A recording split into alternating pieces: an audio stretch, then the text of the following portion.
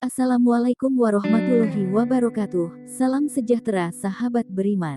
Islam mendefinisikan najis ke dalam beberapa tingkatan, yaitu ringan, sedang, dan berat. Berikut akan disebutkan apa saja hal yang digolongkan sebagai najis. Silakan disimak dan dengarkan. Bangkai makhluk hidup. Bangkai makhluk hidup dapat dikategorikan sebagai najis. Semua bangkai adalah najis kecuali bangkai manusia, ikan, dan belalang. Sesuai yang diriwayatkan oleh Ibnu Abbas dari Maimunah. Dari Ibnu Abbas dari Maimunah bahwa Rasulullah pernah ditanya tentang bangkai tikus yang jatuh ke dalam lemak minyak samin. Maka beliau menjawab, buanglah bangkai tikus itu dan apapun yang ada di sekitarnya. Lalu makanlah lemak kalian. Hadis riwayat Al-Bukhari. Air liur anjing. Bagian tubuh anjing yang termasuk najis adalah air liurnya. Terdapat hadis dalam Islam yang memperkuat bahwa air liur anjing dikategorikan sebagai najis. Abu Hurairah radhiyallahu anhu meriwayatkan dari Rasulullah, bersihkan bejana atau wadah kalian yang telah dijilat anjing dengan mencucinya sebanyak 7 kali dan salah satunya dengan debu.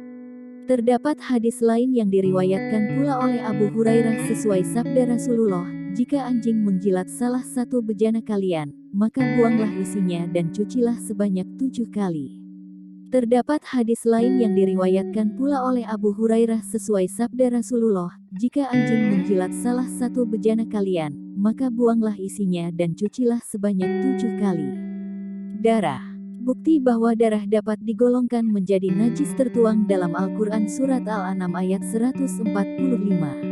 Tiadalah aku peroleh dalam wahyu yang diwahyukan kepadaku, sesuatu yang diharamkan bagi orang yang hendak memakannya, kecuali kalau makanan itu bangkai, atau darah yang mengalir atau daging babi, karena sesungguhnya semua itu adalah rizki.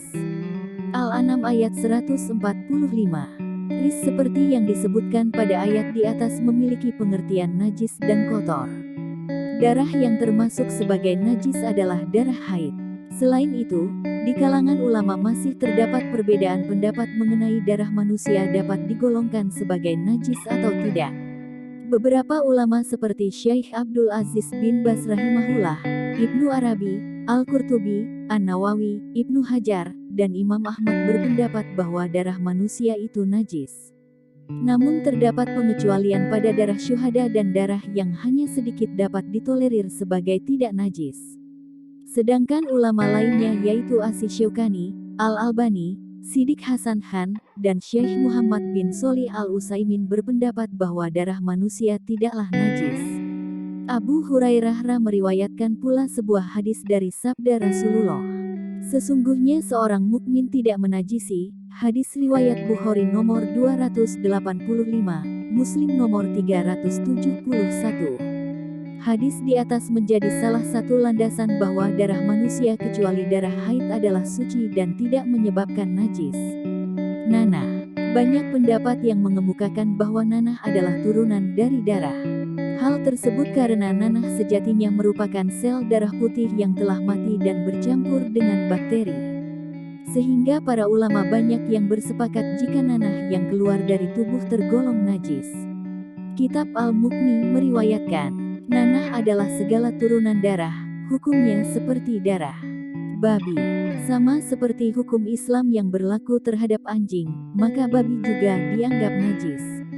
Najis dari anjing dan babi dikelompokkan ke dalam najis berat. Khamr atau minuman keras.